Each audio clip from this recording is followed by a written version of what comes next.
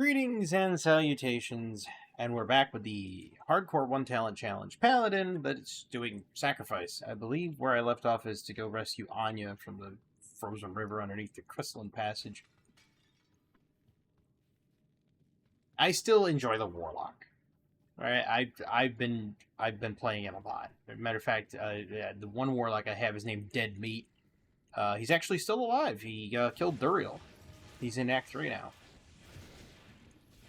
So that was a big change.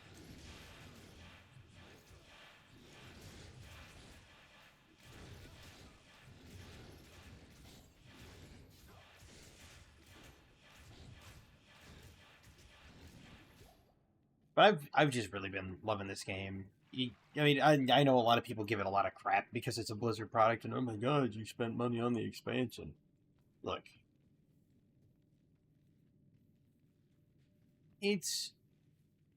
the game has its merits even without it, and I still would be playing it without it. But the fact that they added a new class after 20-something years, alright, cool. Now, there's a lot of stuff that I'm looking forward to coming up in the next couple of... I'd have to say in the next week or so. They're bringing out the new... they're doing a new Pokemon... what's it called? Direct? I think it's called Pokemon Direct. And I can almost guarantee that Pokemon Direct is going to talk about Pokemon Champions and when it's going to release, which is highly anticipated by me. So be prepared for a lot of Pokemon competitive battling on the channel, as I do enjoy it. I really do.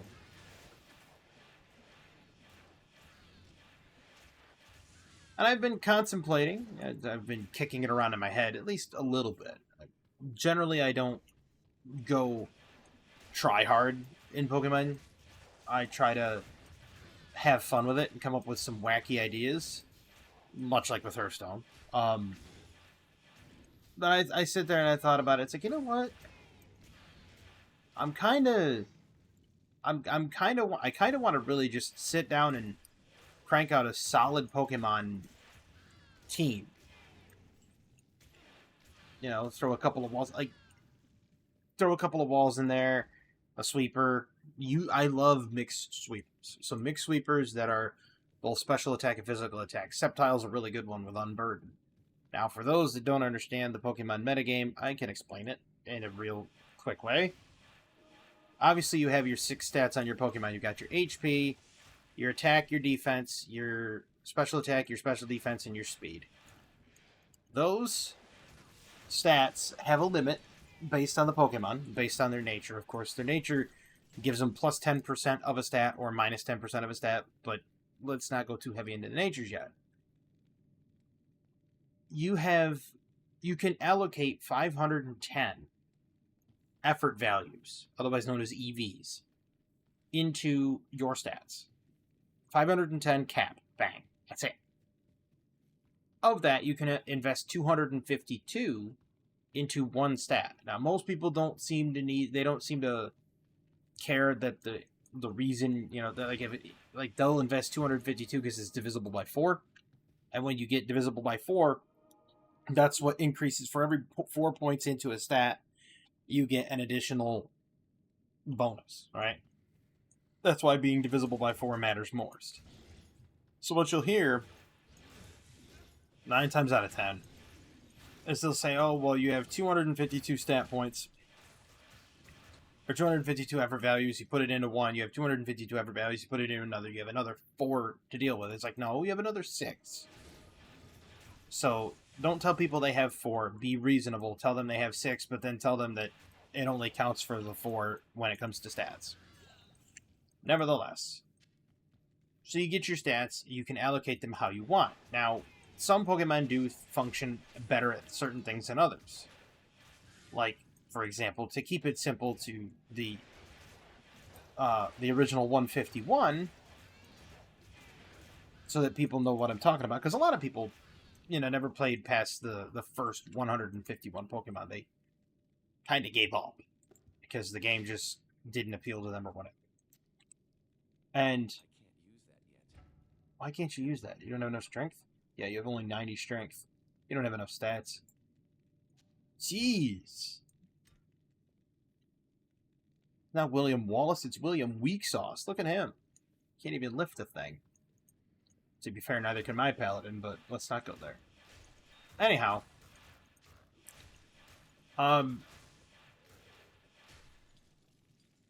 You put your stats in. So let's say for the argument's sake, you want to talk, say, Blastoise.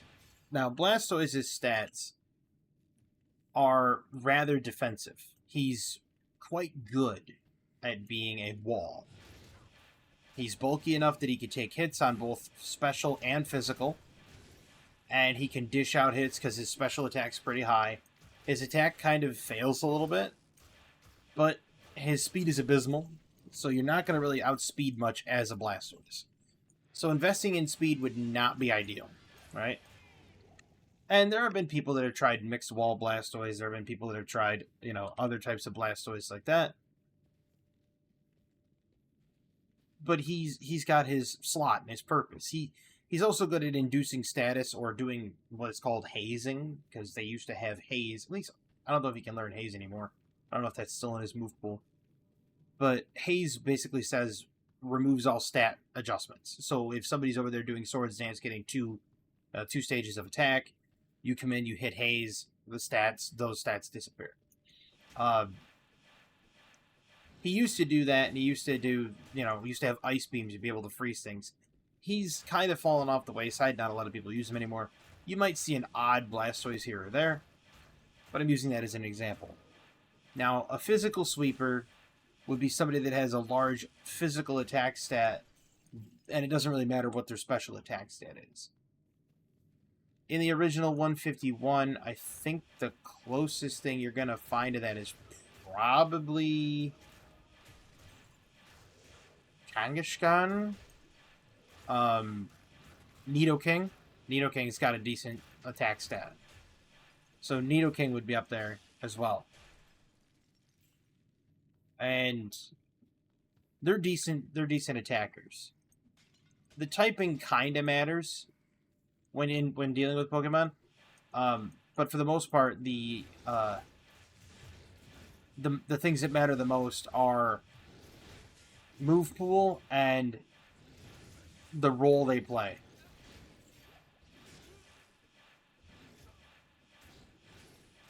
Now, you can win with attrition damage, like Spikes, Stealth Rock, stuff like that. You can win with those. It's not ideal to win with those because it's hard to keep them switching out. But you're basically trying to get them to switch out. Yeah, see, I don't have the extra stash up there. See? I want to get it. I want to make another Paladin, but play it on the Season of the Warlock or whatever. So I think that'd be kind of cool. Oh yeah, I gotta get my Mercenary back. But how it basically boils down, right, in Pokemon is speed doesn't always win the fight. There's a lot of cases that will, right? Where the speed will actually be very, very beneficial. But speed's not always a thing, because you can be faster than my Pokemon, but if I'm bulky and I know what I'm doing, I can take advantage of that speed and play like Gyro Ball. And then the speed differential between myself and that person allows me to hit extremely hard, because that's how Gyro Ball functions, right? There's also the fact that you have abilities like Unburden that say when you consume the held item, you double your speed. So there's a lot of strategy to it. There really is. I mean, people think it's a kid's game, and it really isn't. I mean, you've got a lot of strategies to it. But more so to the other side of it is each one of those stats that I mentioned earlier, the HP, attack, defense, special attack, special defense, and speed, you have what is called a hidden value to it, right? And those hidden values are otherwise known as individual values. Individual values are, well, kind of like the Pokemon's DNA. Because if the individual values are too close, they will refuse to breed with one another. Yeah. Or they'll be extremely slow in producing an egg.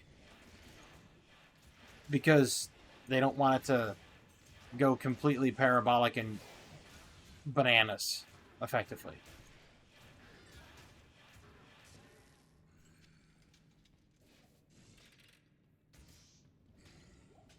However, ooh, preserved head. It's actually a really good item.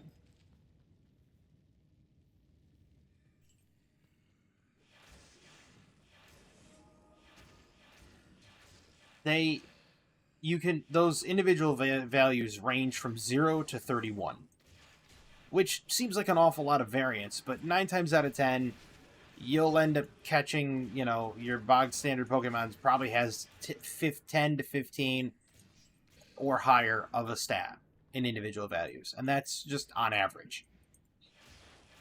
You might be able to catch one that has 131 IV or something like that, maybe 2 throughout your run, but it's kind of rare until you get to very specialized things like specific legendaries are now guaranteed to have 2 IVs maxed. Just because people didn't like the variance when they were trying to legend farm, because it was just catch it, take it to a calculator, have the calculator, run the digits through the calculator for IVs, find out that the IVs sucked, reset, catch it, rinse, repeat. So now Pokemon kind of like Game Freak was like, okay, we get what you're doing, so what we're going to do is we're going to make it so that 2 of them are guaranteed to be maxed, and the rest are variant. But what 2 are maxed, that's varied. That's also variant. But now you no longer have to sit there and calculate it all out. You can calculate out the ones you're after, and then when you see, let's say the attack on a max IV Rhydon is 200. I'm just using these examples. Let's say it's 200. So you catch a Rhydon, and you're like, "Oh man, is it max attack?" You open the stat sheet, and you see 200 attack. You know it's maxed, guaranteed. Using that strategy, a lot of people have streamlined, farming for stuff, but they've made it a lot easier to get certain IVs on certain things, which is good. Like the advancements they've been making in Pokemon have been mostly for the competitive scene. So like the streamlining of the eggs of the eggs and the breeding, and why certain moves carry over quicker, and how you can use the mirror herb to transfer over moves if they're both the same gender, because one is mirroring the other, so they basically are just watching the other Pokemon do the move, and then that's why they learn it. They put these in for a reason, and the reason they put these things in is because the metagame afterward, all of the competitive battling afterward has grown over just being a collector's game. A lot of people that used to play it just for the collecting, gotta catch them all kind of thing. Now, not anymore. Now there's a large competitive community, which started organically, and that's the fun part, right? The game was not necessarily about being that like competitive aspect, right? The game was originally about, you got to go out there, you got to catch them, you got to train them so that you can beat the other ones and get to the Elite Four and win through the storyline. That was the original idea. Right around Fire Red and Leaf Green, Ruby Sapphire, but the same era, Ruby Sapphire, Fire Red, Leaf Green, people started realizing, hey, the more I kill Magikarp, the more I realize my guy's faster. And so people started going out and, dunking Magikarps until they got 252 effort values into speed, because you get 1 effort value per Magikarp. I know what you're thinking. You're thinking, oh, you'd have to kill 252 Magikarps. Yes. Per Pokemon that you wanted the speed on.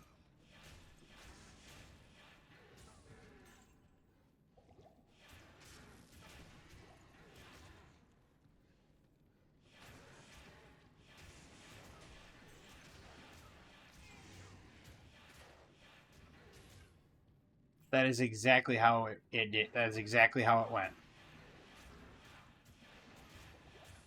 Whoa, whoa, whoa, whoa, whoa, whoa, whoa, whoa.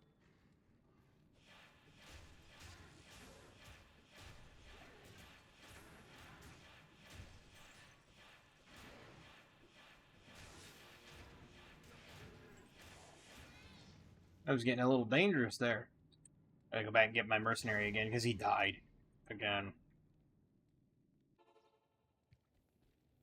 But the effort values would increase when you put on a Macho Brace. You put on a Macho Brace, now you're getting 2 effort values per Magikarp in speed. And you're getting no effort values in anything else. Ooh, wait a minute. +1 to skills? Yes, please. 21.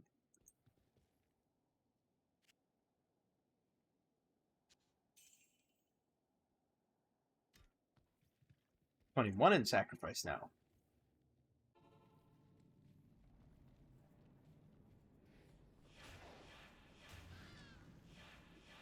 It is indeed an interesting game when you think about it from that regard, that you have to really work hard to get stats. Well, they've streamlined that again. Now they have Attack Bracer. The Attack Bracer gives +8 effort values into attack no matter what you defeat. So let's say you defeat a Magikarp, you get 1 speed and +8 effort values into attack. So if you're making a physical sweeper and you don't really want him to get hurt because you're busy, because he's either low level or what have you, you just you put on the Attack Bracer and you have him start pummeling Magikarps who only splash. He doesn't get damaged. He can sit there and just clean house. He gets 8 attack effort values per Magikarp slain because he's wearing the Attack Bracer. They also had one for the attack or the speed anklet or whatever. They had the defense belt, the special defense belt, so on and so forth. But they made it easier to get the effort values because they knew that it was starting to take off. And take off it did.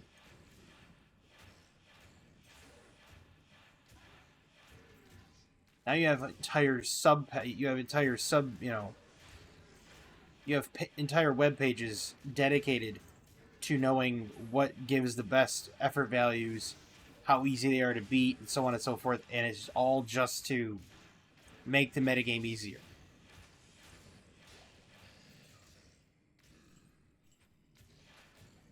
Which to a lot of people means absolutely nothing. Like, they hear the metagame in Pokemon and they're like, whatever, I didn't even know that was a thing. It's a thing. I mean, it's... Would I say that it's absolutely 100% popular across the board? No.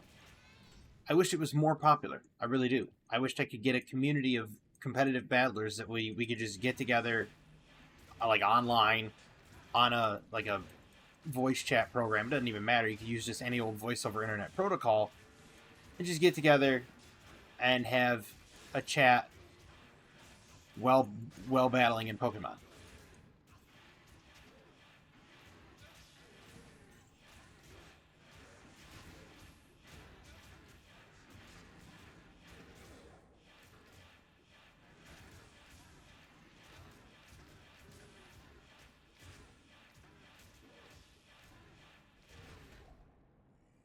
I personally think that would be an amazing thing. Because then you have all these, you'd have all these like-minded people getting together and deciding, hey, we want to play this game this specific way, and we want it to be a nice tight knit group of people and go from there. I may even branch off into streaming again, just to stream Pokemon Champions. That's how much I enjoy the metagame. And it's honestly the reason why it's so enjoyable for me is because the amount of strategy required for it. So it's not necessary to remember every single Pokemon and what they can do. And it's not necessary to remember all the typings.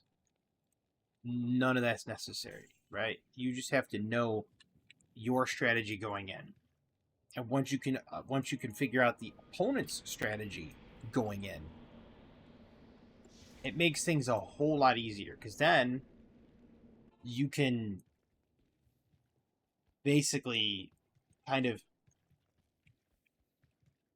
formulate your strategy around everybody else in such a way that you kind of like, if you know somebody's going to be hyper aggressive and they're going to bring out attackers and you're going to bring out a lot of attackers, you might want to put an Avalugg or a Mudsdale or a Wobbuffet or something defensive on your team so that you can counteract that heavy physical aggression, right? Or that heavy aggression idea. Which makes all the sense in the world.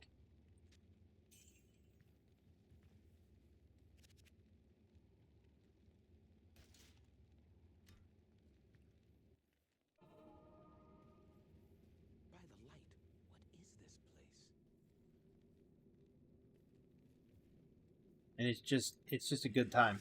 It's a good time.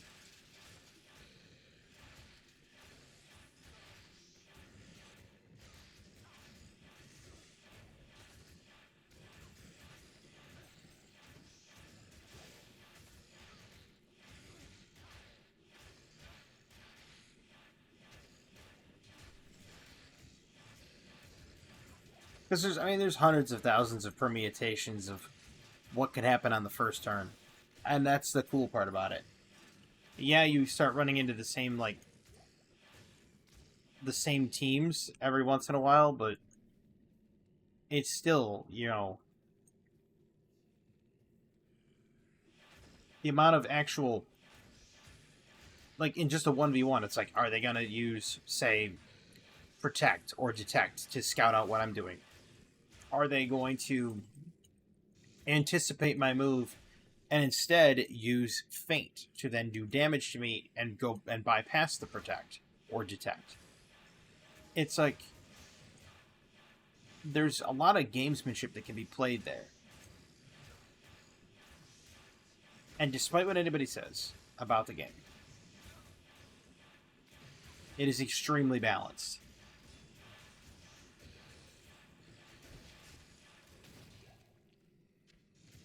A lot of people don't like to think so. A lot of people like to give Pokemon a whole boatload of crap saying it's not balanced at all. It's actually terrible. And it's like, but it's not. You name me something right now, and I will tell you what the counter is to it. Right?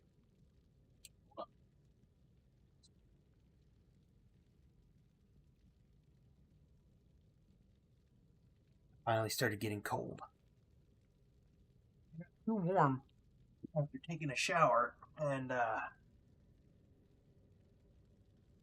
had to turn on a fan. And yeah, I'm good and cold now.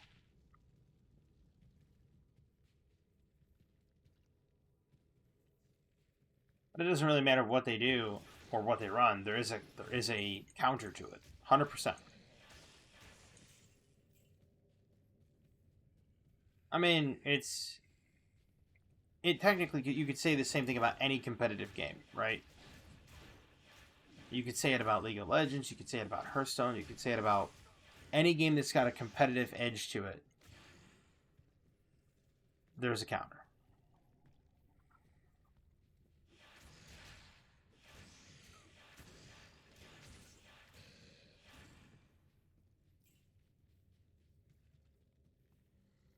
not to sound like a Starship Troopers advertisement, but when it comes to competitive Pokemon, it's like, would you like to know more? I've thought about doing a crash course. I might actually do that Thursday when I record again. Because I'm recording 3 videos. I've already recorded the first 2. This is the 3rd video.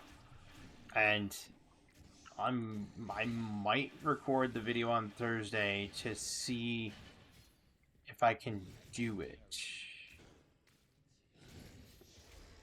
The idea is I will probably make a video giving a crash course of how to effectively, not really per se, do competitive battling, but kind of the basics of competitive battling. Just in case anybody's interested. Now, there's obviously bound to be people out there that be like, no, I'm not interested. Honestly, give it a chance. And I say that with the absolute, utmost respect. Give it a chance.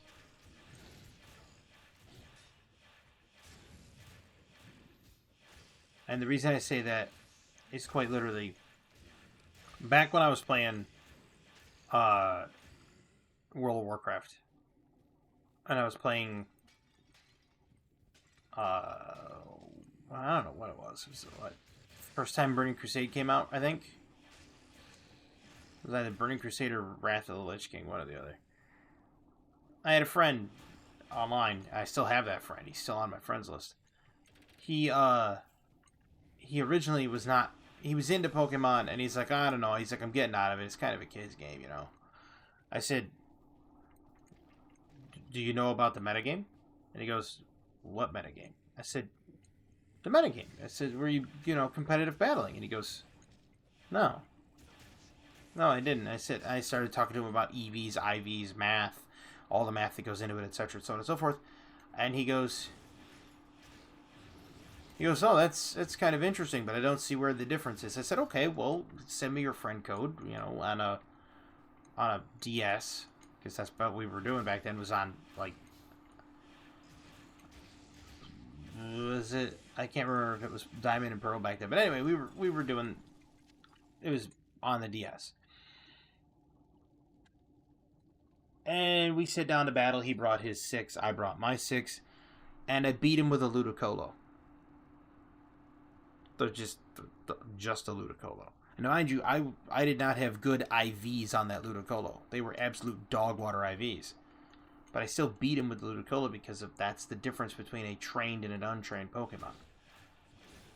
A trained Pokemon does the highest potential possible. An untrained Pokemon is just poo. But my Ludicolo had Scald, Leech Seed, Rain Dance, Leftovers, and his ability was Rain Dish. So at the end of the turn, he was getting 1/16 health back from the Rain Dish, 1/16 health back from the Leftovers, 1/8 health back from the Leech Seed. And his moveset was Scald, which was a water type that could burn the opponent, and that would lower their physical damage.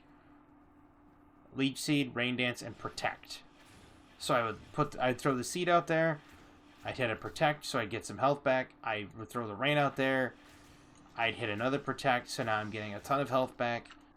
And if need be, I just start blasting them with Scald.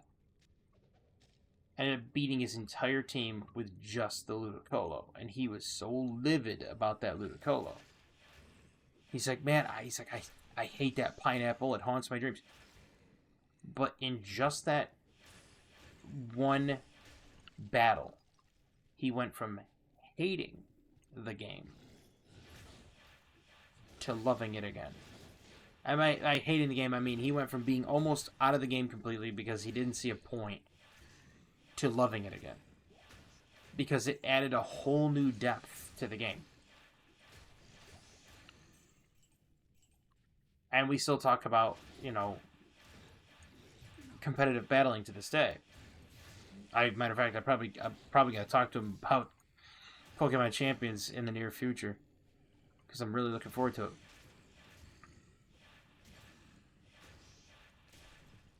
Oh, funny anecdotal story time.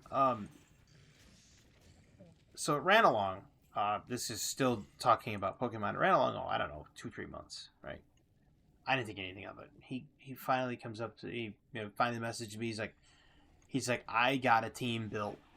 He's like, I did IV breeding, I did EV training, I got a team ready for you. All right, let's do this. Okay. So I went in.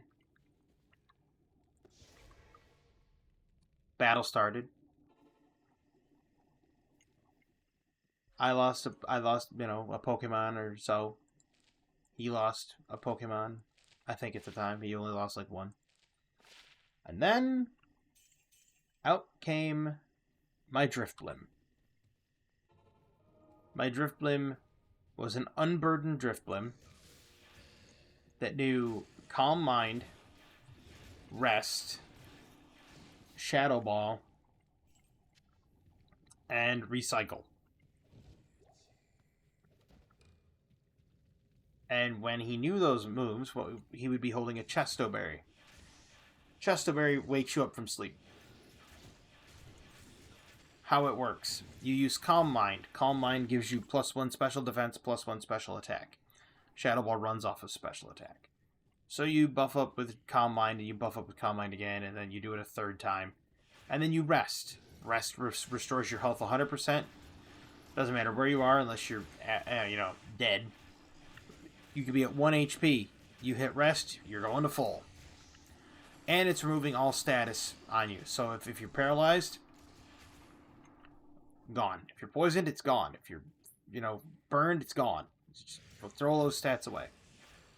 The only time you can't rest is when you're sleeping.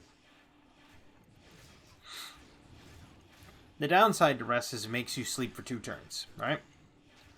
Hence the Chesto Berry. Rest puts you to sleep, Chesto wakes you up. But here we go.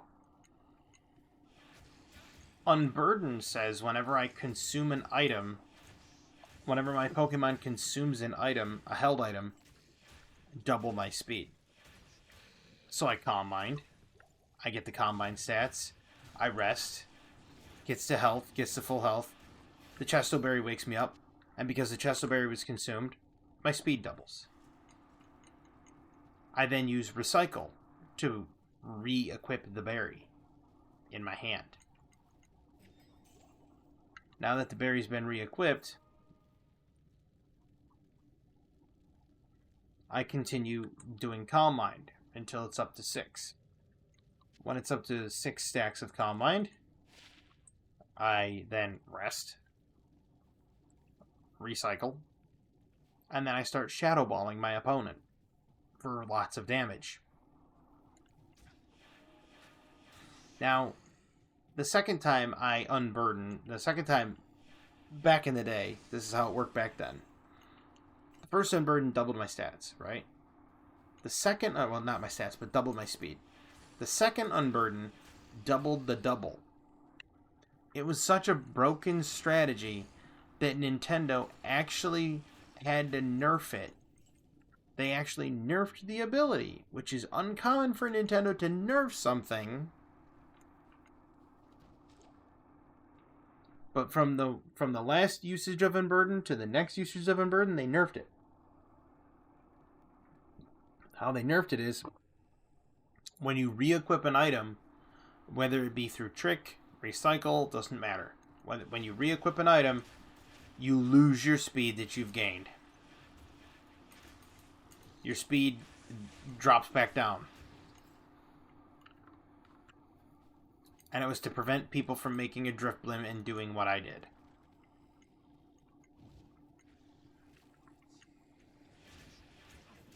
Because if you think about it, left unattended, that could snowball all the way to a victory and just run over everybody. Because you just keep doubling your speed and nobody can catch up to you.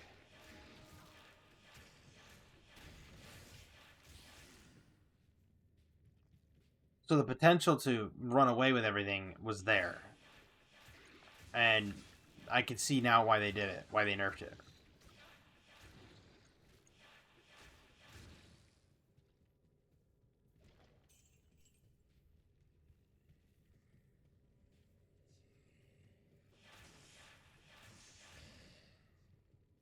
one of my absolute best Pokemon for walling on both sides of the coin, especially in doubles, is Pyukumuku.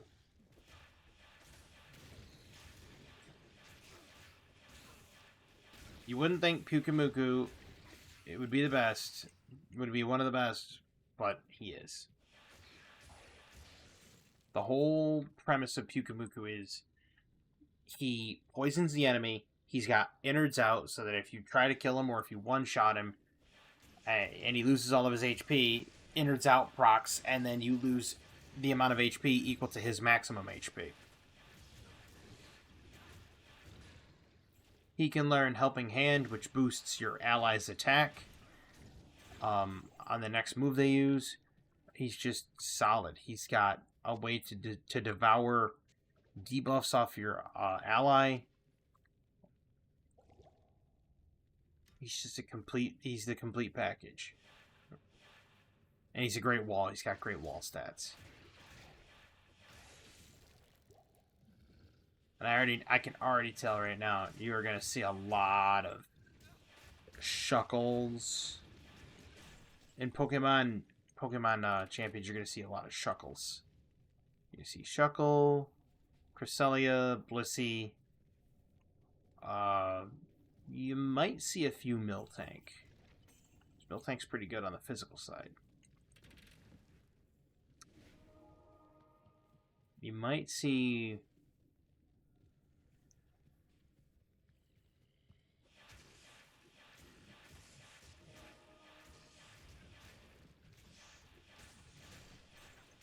You might see Watchog. I heard people back in the day were running Watchogs. Because he was a fast hypnosis user.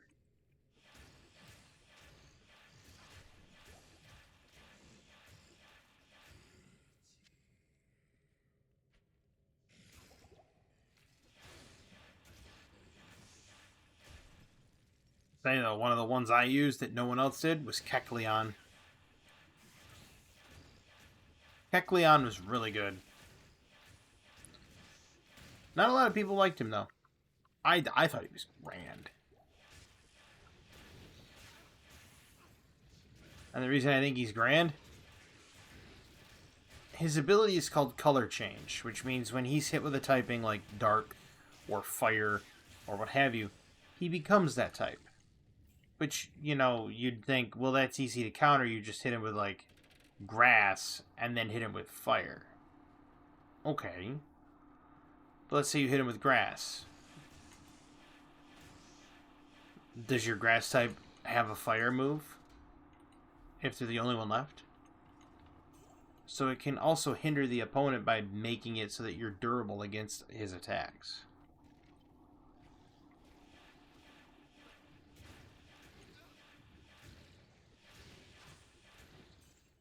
But then my Kecleon knew Shadow Sneak, Sucker Punch, and Drain Punch, I want to say. And he had a fourth ability, or fourth move, but I don't remember what it was. And he was an absolute menace. He was special defense and attack trained.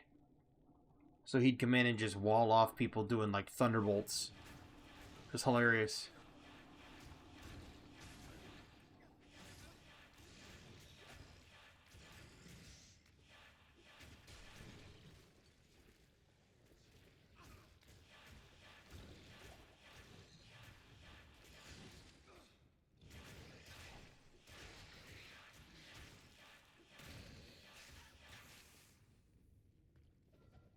But yes, I did end up beating my friend with the Drifblim. And he was livid again. He loved it. He loved the fact that I kept thinking up new things and being oddball. And so, you know, we sat there, we bounced ideas off each other.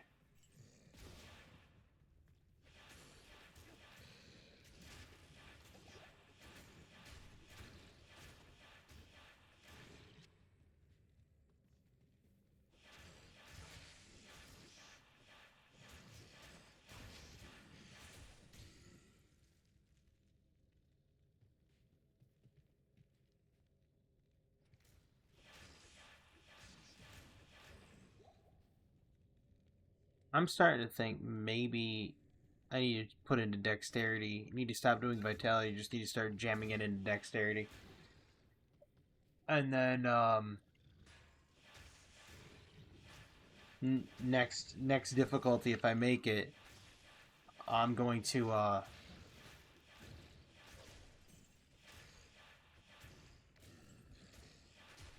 think the next skill I'm going to put into and the next difficulty will be, I mean, thorns wouldn't be bad. Because if you think about it, I can do thorns with sacrifice, and then they're blowing themselves up, and I'm blowing them up with sacrifice, so...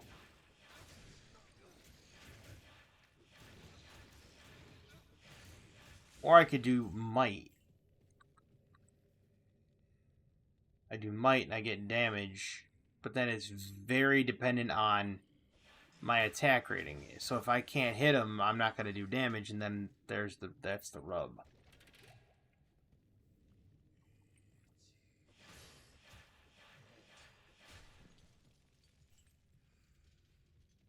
That's the problem with it.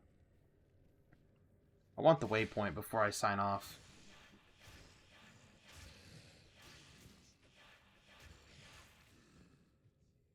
But I really just like doing all sorts of oddball things, and I think I'm going to do that instructional video for competitive battling.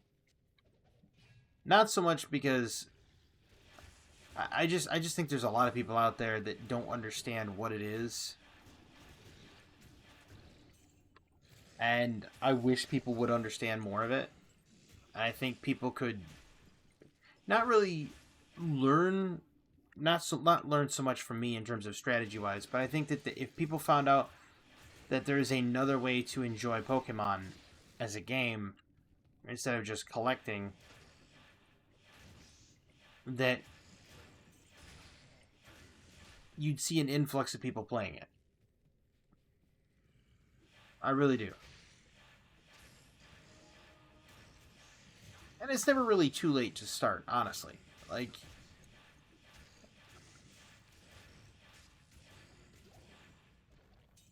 there's been a whole bunch of people that used to play a lot of Pokemon, and then they kind of just took a break from it. It's like, why? Like, you could have been really good, you know?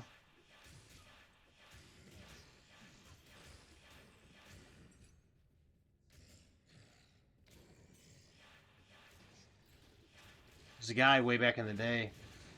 He used to go by Dysfunction. And Dysfunction, he was something else, man.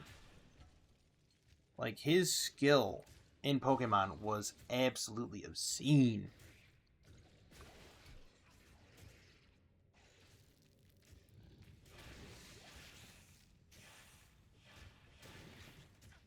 And I say that with the utmost respect for the man. Like, he was, to me, the premier Pokemon battler back in the day, by far. I used to make fun of Maryland a lot.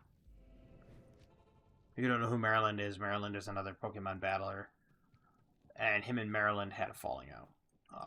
They weren't really good friends, but to begin with, but they never really saw eye to eye, so he just laid into Maryland, and the rest is kind of history.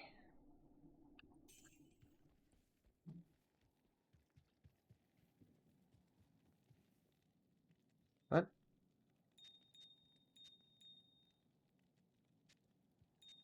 nevertheless, I hope everybody enjoyed this video. I know I did. I mean, we're almost through Act 5, and I'm 30.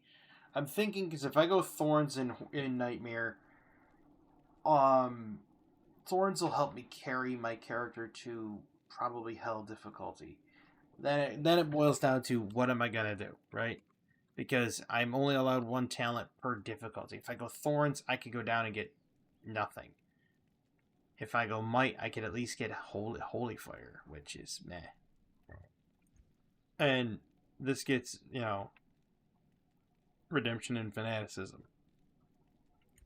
I can't get to either of them.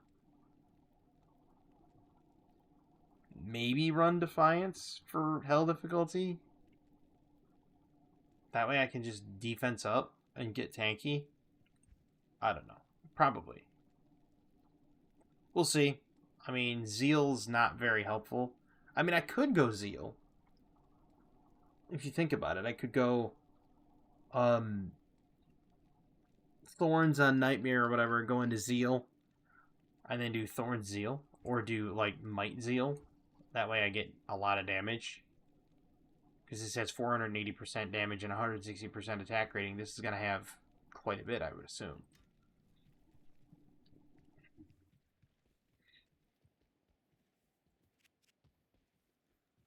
But we're almost done with Act 5, so that's a plus. But anyway, I hope everybody has a fantastic evening, a wonderful tomorrow, and as always, have a good one.